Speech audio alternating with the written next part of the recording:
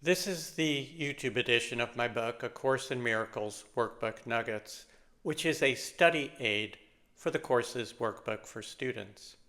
I'll begin by reading my book's commentary on today's lesson over a visual of the book's text. I'll then return with some further thoughts on the lesson, which are only included in this YouTube edition of my book.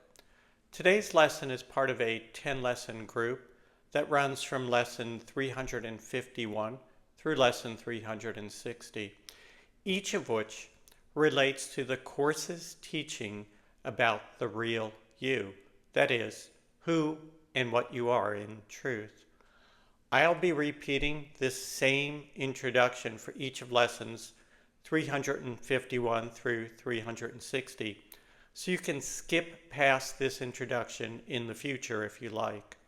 Timestamps taking you directly to today's Workbook Nuggets commentary and my further comments are provided in the description below. The Course teaches that you, the real eternal you, is the sinless child of God, complete and healed and whole. The introduction, which precedes these 10 lessons, further tells us that we are the bringers of salvation, and that we accept our part as saviors of the world, which through our joint forgiveness is redeemed along with ourselves. Today's lesson from my book and my further thoughts, which are only contained in this YouTube edition of the book, follow. A link to the book on Amazon.com is provided below. Lesson number 359, December 25th. God's answer is some form of peace. All pain is healed, all misery replaced with joy, all prison doors are opened, and all sin is understood as merely a mistake. We ask God to help us forgive the world, to help us to see beyond the illusion. If we ask, we shall receive. Some part of the illusion will disappear and be replaced by peace. If you feel nothing but anger, unease, and striving in any situation, you are not asking. You are not communicating with God. You are attempting to live from the ego alone. You are not functioning as a channel of love, which is your one purpose.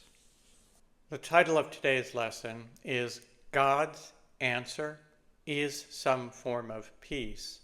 All pain is healed, all misery replaced with joy, all prison doors are opened, and all sin is understood as merely a mistake. There is one sentence in this lesson that nicely encapsulates the whole thing. In fact, it is probably the most useful message we, as students of the Course, can hear. Quote, "We have misunderstood all things." End quote. We have misunderstood all things. We believe that we are our bodies and egos. And we are in a constant competition with other egos and bodies for things in a physical world. The Course calls this the illusion. It is the purpose of the Course to teach us to see beyond the illusion. In the terminology of the Course, we are being taught to forgive. Seeing beyond the illusion is forgiveness, as taught in the Course. We are being taught the vision needed for us to realize that the world we see is not all there is. Beneath and beyond the separate things of the illusion is the oneness of reality, the reality created by God. In God's reality, there is no pain or conflict, only peace, love, beauty, and joy. Whenever we see anything but love and ask, how could God have created such a world? Remember that God didn't make such a world. We did. And as the lesson tells us, God's answer is some form of peace. All pain is healed, all misery replaced with joy, all prison doors are opened, and all sin is understood as merely a mistake. In today's prayer, we pray for the vision to see beyond the illusion to this beautiful reality.